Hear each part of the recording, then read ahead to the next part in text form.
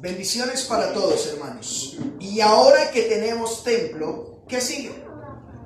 Esdras 7 del 1 al 28, pero vamos a estar leyendo del verso 1 al 6. Leamos todos. Pasadas estas cosas, en el reinado de Artajerjes, rey de Persia, Esdras, hijo de Seraías, hijo de Azarías, hijo de Hilquías, lean el 2 ustedes.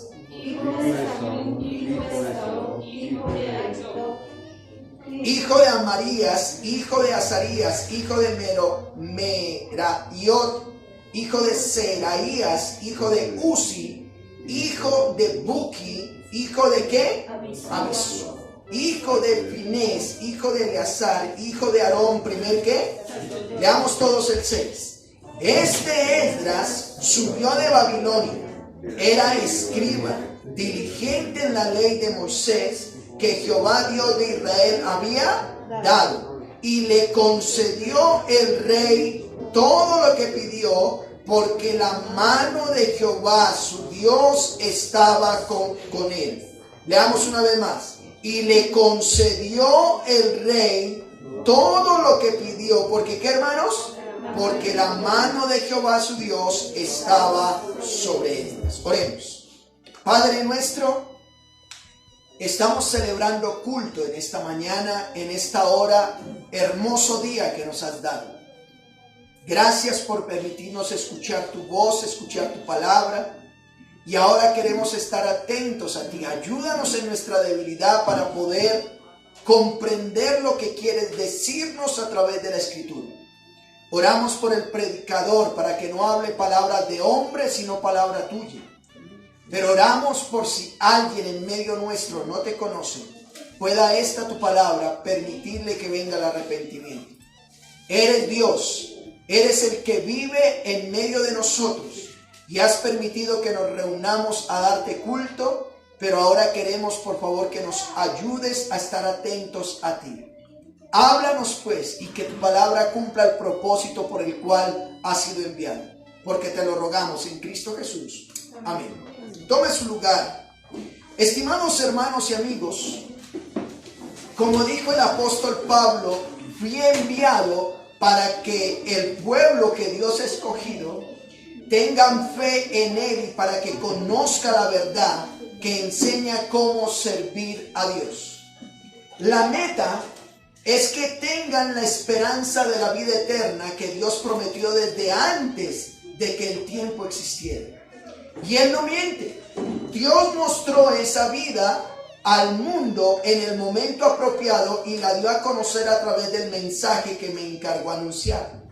Hago este trabajo, dijo el apóstol Pablo, y lo diría yo en esta mañana. Hago este trabajo por mandato de Dios, orden de Dios nuestro Salvador. Que la paz y las bendiciones de Dios, nuestro Padre, y de Cristo Jesús, nuestro Salvador, esté siempre con cada uno de ustedes. Dios cumpla su propósito por medio de esta enseñanza en cada uno. Así que bienvenidos, mis hermanos. La historia nos cuenta que transcurría el año 605 al 586 antes de Cristo.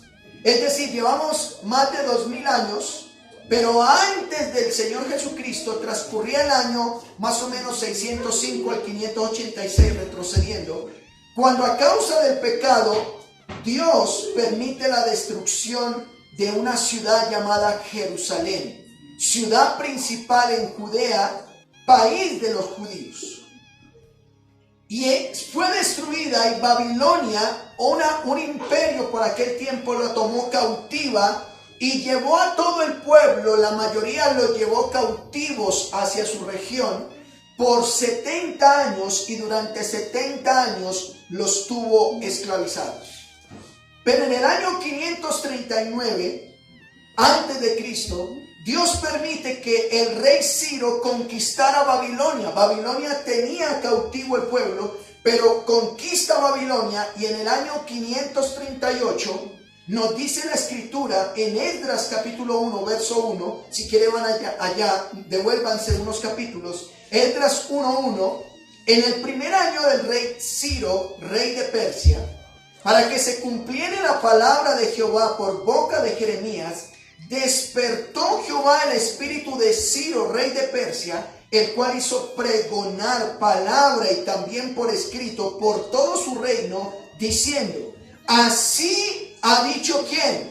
Ciro, rey de Persia: Jehová, el Dios de los cielos, me ha dado todos los reinos de la tierra y me ha mandado que le edifique, ¿qué, hermanos? Casa en Jerusalén, que está en Judá.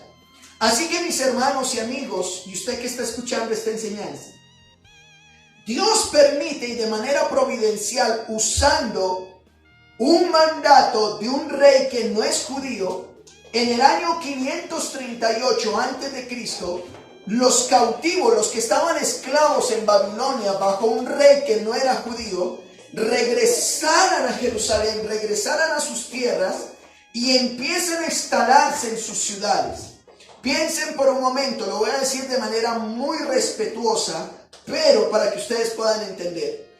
Hoy en día, y eso no es oculto, a causa del régimen, ya sea cubano, ya sea venezolano, ya sea ruso, el comunismo ha hecho que muchas personas salgan de sus países y estén aquí en Colombia. Vuelvo, le digo con mucho respeto, hay muchos venezolanos que en Venezuela eran profesionales, eran médicos, eran empresarios, pero acá les pagan cualquier cosa.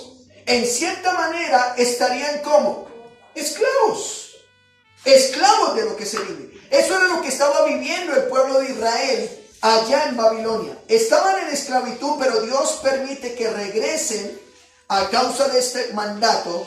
Se empezaron a instalar en sus ciudades para luego hacer lo que Dios les dijo que hicieran. Escuchen esto. En el año 536 antes de Cristo, luego de reunirse en Jerusalén como un solo hombre, nos dice la Escritura, solo basta con que usted recuerde algunas enseñanzas que hemos dado, empiezan ahora sí a cumplir el mandato y era la reconstrucción del templo. Pastor, ¿qué era la reconstrucción del templo? El lugar donde Dios iba a vivir.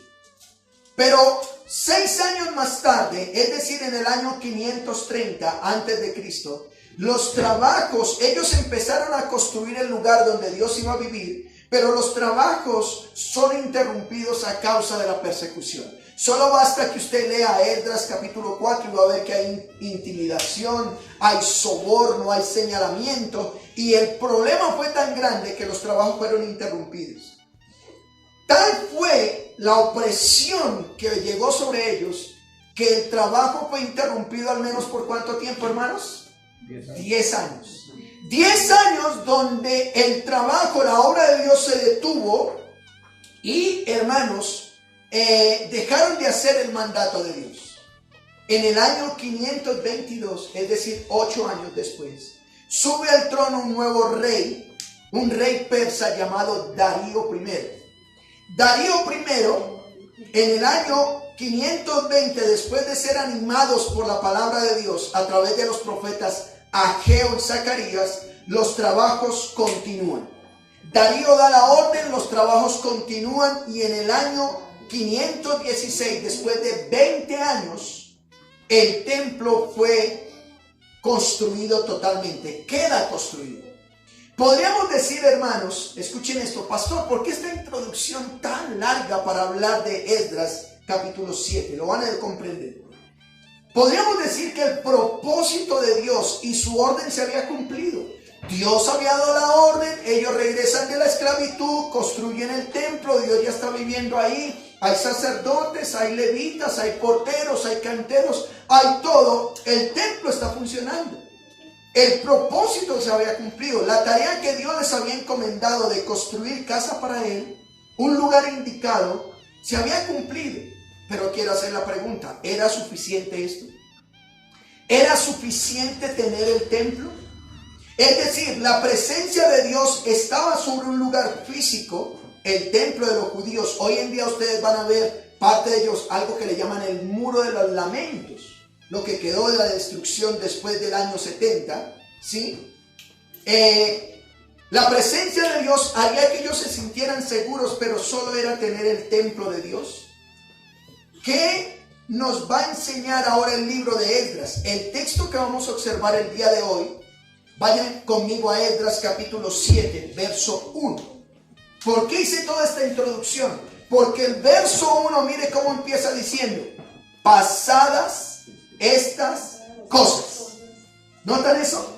Yo no puedo dejar eso a un lado porque el texto está diciendo pasadas estas cosas. ¿Qué fue lo que pasó? Todo lo que les acabo de narrar. Hermanos, han pasado más o menos 80 años. Escuchen esto.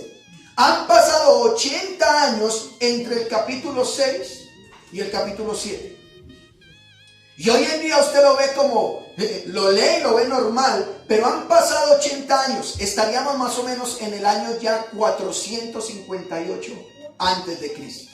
Como lo dijimos en la introducción de la exposición de este libro de Esdras, Esdras podría tener dos divisiones. La primera división antes de la reconstrucción del templo, que sería el capítulo 1 al capítulo 6. Y luego de la reconstrucción del templo, que sería el capítulo 7 al capítulo 10. Es por lo que hoy me gustaría hablarles bajo el título, y ahora que tenemos templo, ¿qué sigue? Un judío pudo haberse hecho esa pregunta. Ya tenemos el templo, ya tenemos donde adorar a Dios, ya está Dios viviendo ahí. ¿Y ahora qué sigue? ¿Ahora qué sigue? Pues hermanos, como les dije, han pasado ¿cuánto tiempo? 80 años. Mire, en 80 años usted puede tener hijo, ese hijo puede tener hijo y ese hijo aún puede tener otro hijo. Es decir, que pueden pasar 3 generaciones desde el día en que se construyó el templo hasta lo que va a ocurrir en el capítulo 7. Dios ha permitido que su pueblo se instale en su país y tenga aquello que le generaría su identidad, el templo, pero pasados 80 años, ¿qué sucedió? ¿Cómo veremos este estudio, hermanos, el día de hoy? 3 puntos. Usted que le gusta tomar nota, vamos a ver este estudio de Esdras 7 en 3 puntos. El primer punto, un sacerdote con la tarea de enseñar. Ese es el primer punto. Segundo punto, un rey con la tarea de respaldar. Y tercer punto, un sacerdote con la tarea de exaltar. Esos son los 3 puntos. Un sacerdote con la tarea de enseñar, un rey con la tarea de respaldar y un sacerdote con la tarea de exaltar. Miremos el primer punto. Un sacerdote con la tarea de enseñar. Miremos lo que dice el verso 1 de Esdras 7. Pasadas estas cosas, ¿cierto? Es decir, lo relacionado a la reconstrucción del templo, lo que hemos nombrado, dice, en el reinado de, ahora, ¿cómo se llama? Artajerjes. Vayan, miren sus Biblias, por favor. Ya no es Ciro, ya no es Darío, ahora nombra otro rey, llamado ¿cómo? Artajerjes. Si usted ha leído el libro de Esther, Artajerjes, este es el rey. Dice rey de Persia. Aquí nombra un personaje, Esdras. Dice hijo de Saraías, luego el verso 3 dice hijo de Amarías, verso 4 hijo de Seraías, verso 5 hijo de Abusai, hasta que termina diciendo hijo de Aarón, primer ¿qué? Sacerdote. Amados hermanos, aquí vemos una genealogía. Con esta lista de nombres que usted ve desde el versículo 1 al versículo 5, podemos al menos identificar 2 cosas. El escritor, que es el mismo Esdras, se toma la tarea, amados hermanos, de identificar al menos con esto que está haciendo 2 cosas. Porque él dice Esdras, él mismo está escribiendo, dice Esdras, hijo de tal, hijo de tal, hijo de tal, hijo de tal, hasta llegar hijo de Aarón, sacerdote, primer sacerdote. Bueno, Esdras, podríamos decir que la primera cosa, desde el verso 1 al 5, podríamos decir entonces que Esdras es un personaje real, histórico y específico. Es decir, este Esdras que aparece en Esdras capítulo 7 no fue una invención. Encontramos en la Biblia que los personajes bíblicos son nombrados por los escritores. Por ejemplo, Jonás, hijo de Amitai. Es decir, que 2000 años después nosotros podemos encontrar que efectivamente sí era. En otras palabras, podríamos decir que nos da su apellido cuando lo nombra. No era cualquier persona. Esdras fue un personaje real, el que va a nombrar ahí. Pero segundo, que efectivamente este Esdras era un sacerdote. Esdras, el nombrado aquí, era un sacerdote y descendiente ¿de quién? de Aarón. Es decir, hoy en día hay gente dedicada a la música, y este es músico, y este es músico, y este es músico, ¿sí? Otros que son solo abogados, otros que son solo médicos. Bueno, aquí Esdras era descendiente de un ¿qué? Sacerdote. Era el primer sacerdote.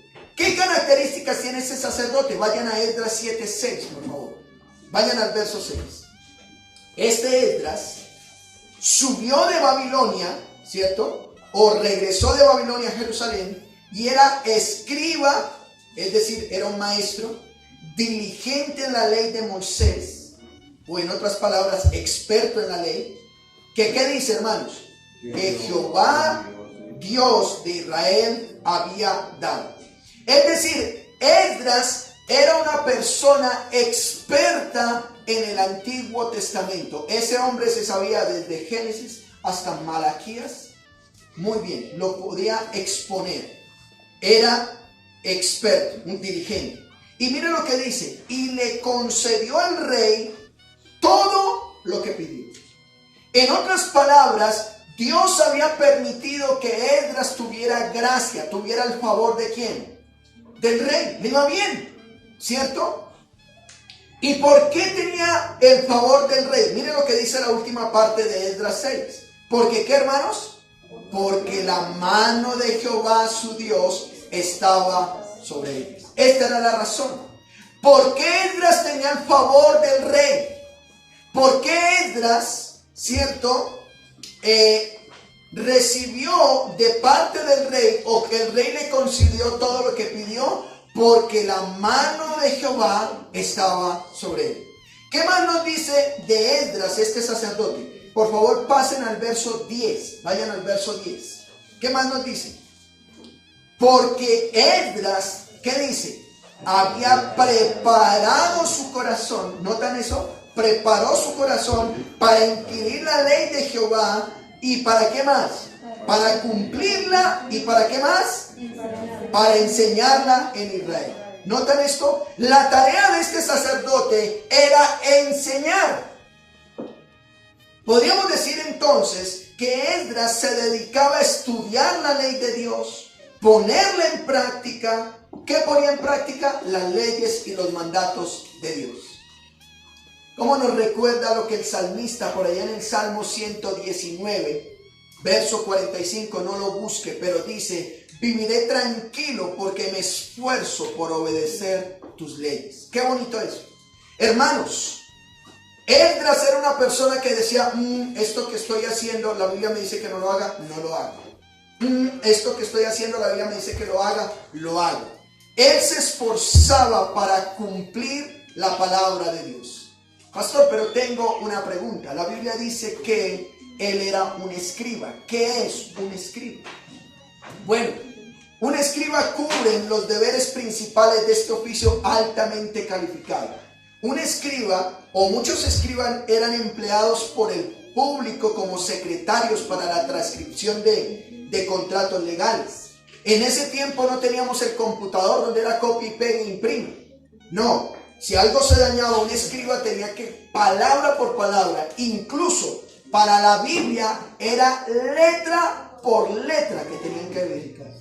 Así que Esdras, como era un escriba, era experto en lo que decía la escritura porque él había sido partícipe de escribir. Otros, como escribas de la ley, en 2 de Crónicas 24:11 lo vas a encontrar, eran empleados en la administración pública y estaban agregados a la casa real, donde el escriba principal actuaba como secretario del Estado. ¿Notan a qué punto este hombre era usado? Que el mismo gobierno los contrataba porque ellos decían: estos si escriben saben harto. Como oficial de la alta jerarquía, el escriba principal era uno de los consejeros reales. La pregunta que nos hacemos es: ¿y ahora que tenemos templo, qué sigue? Esa es la pregunta. Ahora el pueblo de Dios duró 80 años con el templo, pero ¿qué sigue? Hermanos, Dios había preparado un sacerdote que enseñara al pueblo de Dios que vivía en el templo, Dios que vive en el templo, y que ahora necesitarían conocer más de lo que deseaba que hicieran. Yo quiero hacer algunas aplicaciones aquí, hermanos. Mírenme acá, una vez más. El pueblo judío tenía el templo. Ahí vivía Dios. Dios vivía en ese lugar. Y el pueblo vivía en sus casas e iban a congregarse, a rendir culto. Pero 80 años después, muy seguramente Dios dice, oiga, el pueblo va como en los años anteriores aquí en Colombia. La gente iba a misa y el sacerdote daba la misa en latín y de espalda. La gente salía como, iban a misa pero no entendían nada. Y muy seguramente el pueblo de Dios, allá en los judíos, tenían ese mismo problema. Aunque tenían el templo, aunque tenían la presencia de Dios, era necesario alguien que les enseñara la palabra de Dios. Del mismo modo la iglesia, amados hermanos, la Biblia nos dice que nosotros somos el templo del Espíritu Santo. Ahora Dios ya no habita en templos hechos por manos humanas.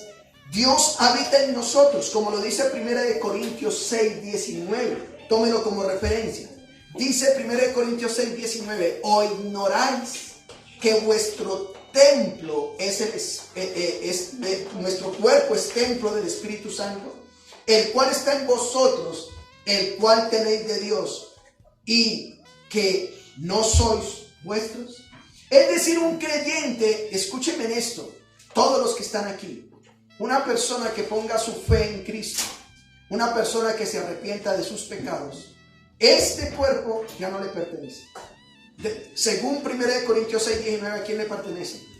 A Dios. ¿Y quién va a empezar a habitar ahí? El Espíritu Santo. Y alguno me dice, pastor, ¿y yo me puedo tatuar? La pregunta es, ¿ese cuerpo es tuyo o es de Dios? ¿Usted se imagina a Jesucristo todo rastro? Uy, venga a enseñarle la nueva moda. Sí, no, Él es el templo del Espíritu Santo. Ahora, hermanos, aquellos cuerpos donde Dios está viviendo son los creyentes que han puesto al Señor Jesús como Señor y Salvador. Pero es necesario no solo que Dios viva en nosotros, sino que debemos tener personas, escuchen esto, o sacerdotes que enseñen la palabra de Dios, con el ánimo de que el pueblo sepa qué es lo que Dios quiere que hagamos. A lo mejor aquí, a lo mejor tú que me ves por este video, tú dices, pastor, yo soy un creyente genuino. Yo creo que si me muero hoy me voy para el cielo. Pregunto, ¿estás haciendo lo que Dios quiere que hagas? No, pero ¿cómo sé lo que Dios quiere que haga? Pues bueno, Dios ha puesto gente para que te enseñen la palabra de Dios. Por otro lado, miremos lo que dice el apóstol Pedro. Tómelo como referencia, 1 de Pedro 2:9. Dice, mas vosotros sois linaje escogido. Escúchenme acá. Dice, real sacerdocio, nación santa, pueblo adquirido por Dios, para que anuncie las virtudes de aquel que nos llamó de las tinieblas a la luz admirable. Y 1 de Pedro 2:10 dice, vosotros que en otro tiempo no eras pueblo, pero ahora sois pueblo de Dios, que en otro tiempo no habéis alcanzado misericordia, pero ahora habéis alcanzado misericordia. De todo este texto se nos dice que el pueblo de Dios son real, ¿qué? Sacerdocio. En ese sentido podríamos decir que todos los creyentes, escuchen esto, tenemos un linaje escogido. Hay un rey y nosotros venimos de ese rey. Hay un sacerdote y venimos de ese sacerdote llamado Jesucristo. Somos una nación santa, somos apartados con el propósito de anunciar el evangelio. Así que, hermanos, ¿qué debemos hacer? O debemos hacernos la pregunta. Mírenme acá. Toda la iglesia, si somos sacerdotes, ¿tiene la capacidad de enseñar como lo hacía Esdras? Bueno, muy seguramente no. En la iglesia Dios ha dado dones y cada uno cumple su función. No todos enseñan, pero no todos sirven. No todos cantan, no todos predican, no todos tienen misericordia, ¿cierto? Cada uno cumple su función. No todos somos iguales, pero cualquiera sea el caso, Dios quiere que le conozcamos por medio de su palabra. Para ello, Él ha dejado personas específicas y especiales para que lo hagan. Hoy en día, al igual que Dios puso un sacerdote allá para que enseñara al pueblo, Dios ha puesto personas para que enseñen. ¿Qué características deben tener esas personas? No pierda el libro de Esdras y vaya a Primera de Timoteo, allá casi los últimos libros de la Biblia. Primera carta a Timoteo, capítulo 3, del 1 al 7. Mire qué características debe tener una persona. Ya vimos las características de Esdras, pero miremos. Usted diría, pastor, yo quisiera ser un pastor o quiero enseñar la palabra de Dios. ¿Qué características? Vayan a Primera de Timoteo, capítulo 3, verso 1, por favor. Miren lo que dice. Si alguno anhela, ¿qué? Obispado. ¿Es el mismo pastorado o es el mismo anciano de la iglesia? Dice, buena obra desea. Es decir, tienes un buen deseo. ¿Quieres enseñar la palabra? Tienes un buen deseo. Y el verso 2, ¿con qué palabra empieza? Pero. ¿Notan? Tienes un buen deseo. Pero es necesario que el obispo sea ¿qué? Irreprensible, marido de una sola mujer, sobrio, prudente, hospedador, pero lo que sigue es subrayo. ¿Qué dice? Apto para enseñar. Apto para enseñar. Es decir, que en la iglesia Dios ha puesto personas que tengan el deseo de enseñar y no simplemente deben tener el deseo, deben tenerlo. Deben ser aptos para enseñar. Verso 3 dice, no dado al vino, no pendenciero, no codicioso, de ganancias deshonestos, sino amable, apacible, no avaro. Y mire lo que dice el verso 4, que gobierne bien, ¿qué? Su casa. ¿Y qué es eso de gobierne bien su casa? Que tenga a sus hijos en sujeción con toda honestidad. Pues el que no sabe gobernar su propia casa, ¿cómo cuidará la iglesia de Dios? Verso 6, no un neófito o un nuevo, no sea que envaneciéndose caiga en condenación del diablo. También es necesario que tenga buen testimonio de los de afuera, para que no caiga en descrédito y en lazo de ¿quién? Del diablo. Hermanos, Esdras había preparado su corazón para inquirir la ley de Jehová. Se dedicaba a estudiar la ley de Dios y para cumplirla y para enseñarla a Israel. Para mayor información usted puede encontrar lo que hacía Esdras en Nehemías capítulo 8, verso 1 al 8. En otras palabras, no solo sabía la palabra de Dios, escuchen esto, Esdras no solo sabía palabra de Dios, sino que la practicaba y la enseñaba. Esa era la tarea. La iglesia del Señor, hermano, debe constantemente ser enseñado en las Escrituras. Si usted es un creyente genuino, se espera que usted sea enseñado.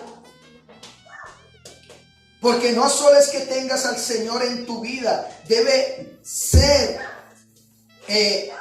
y hacer lo que la palabra de Dios dice. En la iglesia primitiva, lo vas a encontrar por allá en Hechos 2:41, nos dice que ellos perseveraban en la doctrina de los apóstoles. El verso 41 dice, así que los que recibieron su palabra, escuchen esto, si tú crees en Cristo, le pones tu fe en Cristo, dice, son bautizados. Pero pastor, a mí ya me bautizaron cuando era chiquito. ¿Entendiste cuando te... No, ahora que eres consciente, hazte bautizado. Hechos 2:41 42 dice, pero los que oyeron su palabra y la recibieron, fueron bautizados y se añadieron aquel día como 3,000 personas. ¿Qué hacían estas 3,000 personas? Perseveraban en la doctrina de los apóstoles. ¿Qué nos da a decir esto, hermanos? Que un creyente debe ser enseñado en la palabra. Si tú dices, no, pastor, yo soy creyente, yo voy para el cielo, pero solo llego a culto y ya, no quiero ser enseñado, tienes que evaluar qué tanto eres creyente. Toda persona que tenga a Cristo como Señor y Salvador debe seguir siendo enseñado en las Escrituras. ¿Y por qué así? Tómelo como referencia, se lo leo, Santiago 1:22, algunos de ustedes lo saben. Santiago, el medio hermano del Señor Jesús aquí en la tierra, dijo, pero sed hacedores de la palabra y no tan solamente ¿qué? Oidores, engañándose a ustedes mismos.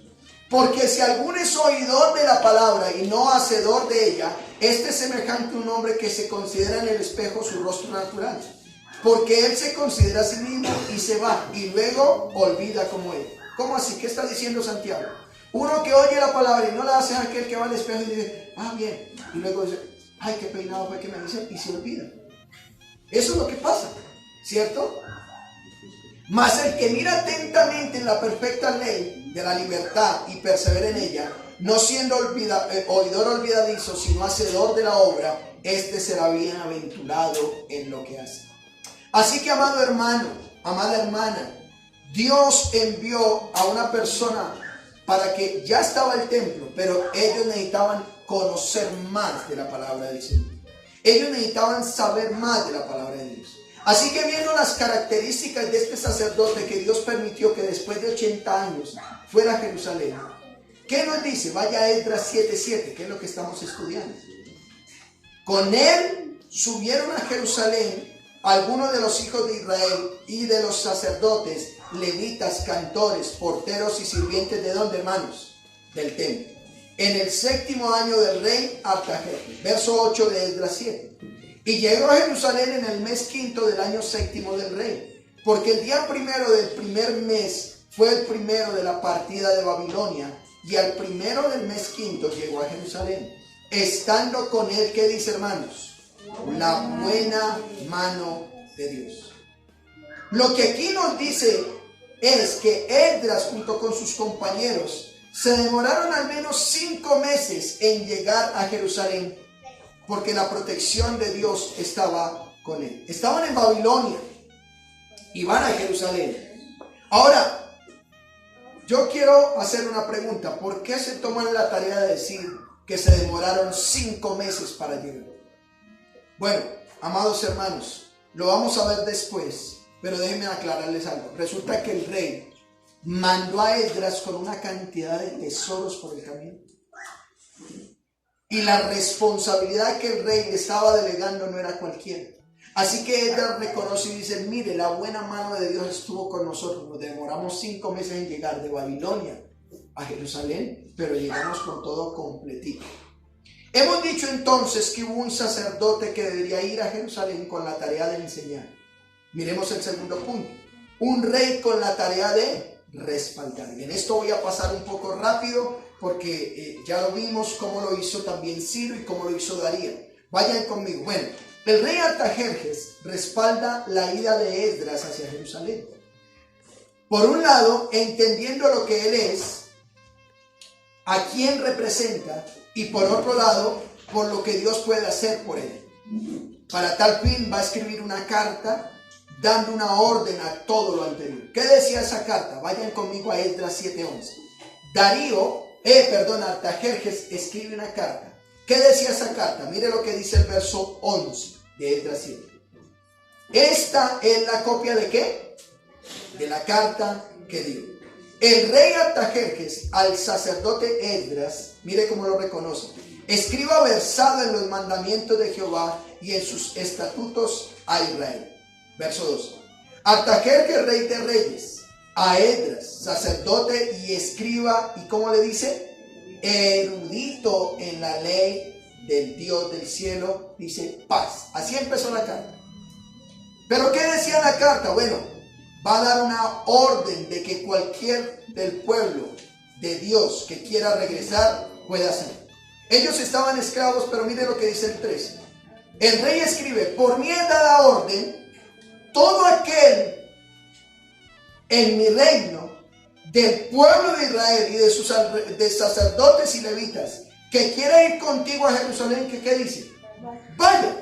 La primera orden que da el rey a través de esta carta es: miren, aquí en mi reino quiero que sepan que Esdras va a ir a Jerusalén. Si alguien quiere acompañarlo, usted que es del pueblo, usted que es un sacerdote, usted que es un levita, hágalo, hijo, tiene toda la libertad.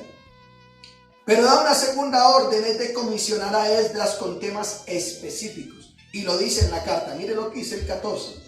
Porque de parte del rey y de los 7 consejeros eres enviado ¿a qué, hermanos? A visitar a Judea y Jerusalén conforme a la ley de tu Dios que está en tu mano. Verso 15. Y a llevar la plata, el oro, que el rey y sus consejeros voluntariamente ofrecen al Dios de Israel, cuya morada está en ¿dónde? Verso 16. Y toda la plata y el oro que halles en toda la provincia de Babilonia, con las ofrendas voluntarias del pueblo y de los sacerdotes que voluntariamente ofrecieron para la casa de su Dios, la cual está en Jerusalén. ¿Qué dice el verso 17? ¿Qué debería hacer con ella? Comprarás pues diligentemente con este dinero, ¿qué? Becerros, carneros, corderos, con sus ofrendas y libaciones. ¿Y qué haría con eso? Ofrecerás sobre el altar de la casa de Dios, la cual está en Jerusalén. El rey le dice, mire, Esdras, yo ya di la orden que cualquiera que quiera irse con usted, vaya. Pero usted, Esdras, ya le estoy dando la orden que le vamos a dar dinero, le vamos a dar plata. Compre con esto, pero eso lleve al altar en Jerusalén, en el templo, lleve ofrendas a Dios. Y a ti y a tus hermanos, dice el verso 18, que os parezca hacer de la plata y el oro, hágalo conforme a la voluntad de vuestro Dios. En otras palabras, gasten el dinero como quieran. Verso 19. Los utensilios que te son entregados para el servicio de la casa de tu Dios, los restituirás delante de Dios de Jerusalén. Y todo lo que se requiere para la casa de tu Dios, que sea necesario dar, ¿qué dice? Lo darás de la casa de los tesoros del rey. Mire, a Esdras le da órdenes específicas y especiales, pero le va a dar a los tesoreros también una orden. Vaya al verso 21. Y por mí, Artajerjes rey, es dada orden a quienes, hermanos. Subraya eso. A todos los tesoreros que están al otro lado del río, que ¿qué dice? Que todo lo que les pida el sacerdote Esdras, escriba de la ley de Dios del cielo, ¿qué dice? Se le conceda prontamente. ¿Qué se le debe conceder? Hasta 100 talentos de plata, 100 coros de trigo, 100 batos de vino y 100 batos de aceite y sal sin medida. Pastor, no entendí hasta qué punto se le daría. Bueno, esto diría así: denle a Esdras hasta 3.300 kilos de plata, 22.000 litros de trigo, 2.200 litros de aceite de oliva y toda la sal que él le solicitó. ¿Era harto o poquito? Harto, hermano.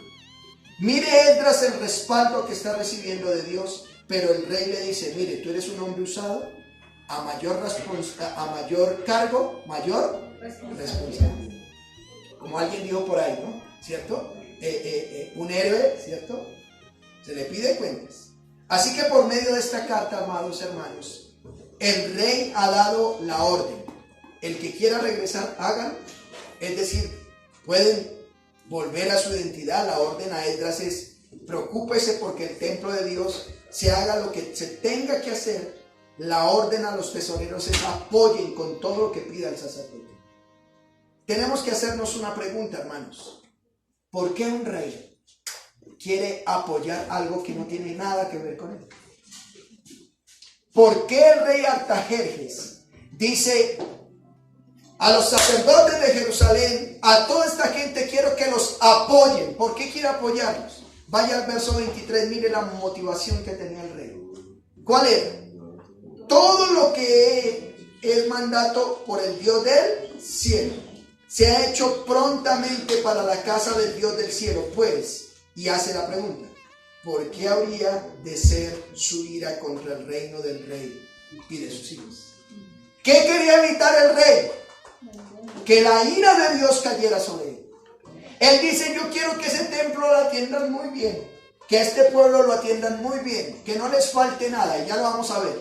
¿Y por qué? Porque yo no quiero que Dios venga sobre mi reino con ira, y no quiero que Dios venga con ira sobre mis hijos. Al parecer, hermanos, el rey ha entendido lo que es Dios y lo que hace Dios. Él ha entendido que al hacer la voluntad de Dios no solo le trae paz, sino que le trae protección. ¿Podríamos entender hoy en día eso, hermanos? ¿Podríamos entender que cuando tú haces la voluntad de Dios, Dios te trae paz y te trae bendición? Yo quisiera hacerte la pregunta: ¿estás haciendo la voluntad de Dios? Aquí hay más órdenes de parte del rey. A los gobernantes, ¿qué les dice? Mira el verso 24. Esta es una ley que sobre todo la iglesia tradicional ya ha beneficiado a partir de la ley del 91 a nosotros. Miren lo que dice el verso 24. Y a vosotros os hacemos saber que a todos los sacerdotes, levitas, cantores, porteros, sirvientes del templo y ministros de la casa de Dios, ¿qué dice? Subraya eso. Ninguno podrá imponerles tributo, contribución ni qué, ni renta. En otras palabras, a los que servían al templo de Dios no se les cobraría impuestos con el propósito de que estén dedicados completamente a la obra de Dios. ¿Notan?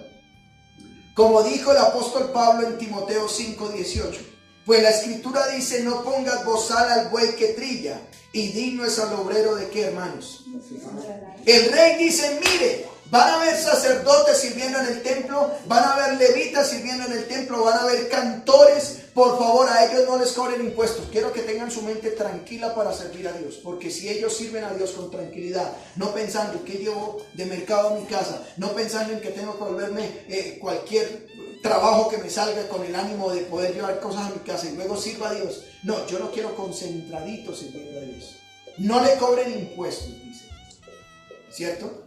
Y al sacerdote Esdras, verso 25, dice, y tú, Esdras, conforme a la sabiduría que tienes de tu Dios, pon jueces y gobernantes que gobiernen a todo el pueblo que está al otro lado del río, a todos los que conocen las leyes de tu Dios, y al que no las conoce, ¿cuál era la responsabilidad de Esdras que dice ahí? Las enseñarás. Enseña a Esdras. No te van a cobrar impuestos, no vas a estar preocupado, dedícate a las cosas de Dios y punto. La responsabilidad entonces del sacerdote era enseñar la palabra de Dios con el propósito de que el pueblo supiera lo que Dios quería que hiciera. Pastor, ¿y qué pasa si alguno decidía incumplir esto? ¿Qué dijo el rey? Vayan al verso 26. ¿Qué pasa si alguno no quería obedecer la palabra de Dios? Mira lo que dice el verso 26. ¿y cualquiera es quién? Cualquiera que no cumpliere la ley de tu Dios y la ley del rey, sea juzgado prontamente, ¿cómo? De muerte, de destierro, a pena de multa o prisión. En otras palabras, según la falta que haya cometido, si infringió la ley del rey o la ley de Dios, bueno, si lo que infringió fue terrible, ¿qué causaba? La muerte. Si de repente falló poquito, lo desterraban. Vaya, si usted no hace parte de nosotros. Si de repente fue poquita la multa, bueno, le van a cobrar una multa. O a máximo, es que yo no puedo pagar, entonces pague con qué? Con cárcel, pague con prisión. Oiga, hermanos, ¿quién no cumpliría lo que decía esa carta? Tenían que hacerlo. Así que hemos visto, hermanos, y ahora que tenemos el templo, ¿qué sigue? Bueno, dijimos un sacerdote con la tarea de ¿qué? Enseñar. Y un rey con la tarea de respaldar. A modo de conclusión, miremos el tercero y terminamos. Un sacerdote con la tarea de exaltar. ¿Cómo así? Con todo esto que está ocurriendo, miren lo que dice el verso 27. Bendito Jehová Dios de nuestros padres, que puso tal cosa en el corazón del rey para honrar la casa de Jehová, que está en donde. ¿Qué es la expresión de Esdras? Esdras dice, Señor, tú recibes la gloria por todo esto, no yo. Soy respaldado, gloria a ti, Señor. El sacerdote tiene la tarea de exaltar a Dios, no a él. Él solo es solo un instrumento. Mire lo que dice el verso 28. E inclinó hacia mí su misericordia delante del rey y sus consejeros y de todos los principales poderosos del rey. Y yo, fortalecido por la mano de mi Dios sobre mí, reuní a los principales de Israel para que subiesen conmigo. Él dice, la tarea no la puedo solo. Amada iglesia, a término aplicativo, como iglesia estaremos entendiendo que no solo es ser templo del Espíritu Santo, sino que debemos honrar a Dios por medio de ella. Y como dice su palabra, Yo quiero preguntarte, tú dices, sí, yo sé que Dios está gobernando mi vida, yo ya me arrepentí de mis pecados.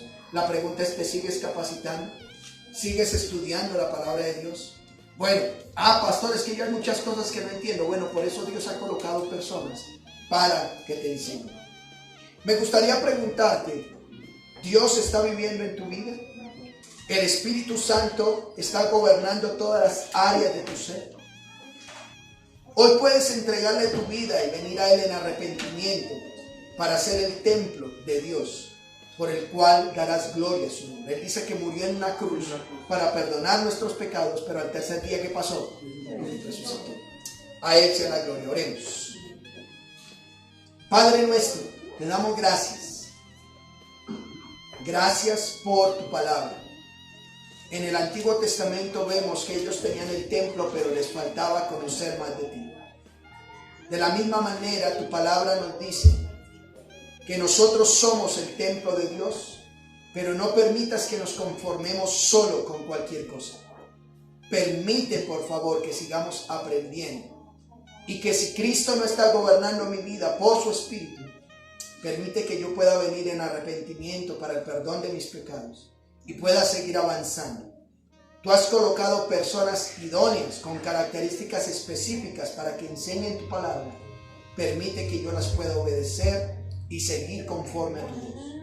Gracias por escucharnos y gracias por bendecirnos. Tuya la gloria, Señor, en Cristo Jesús.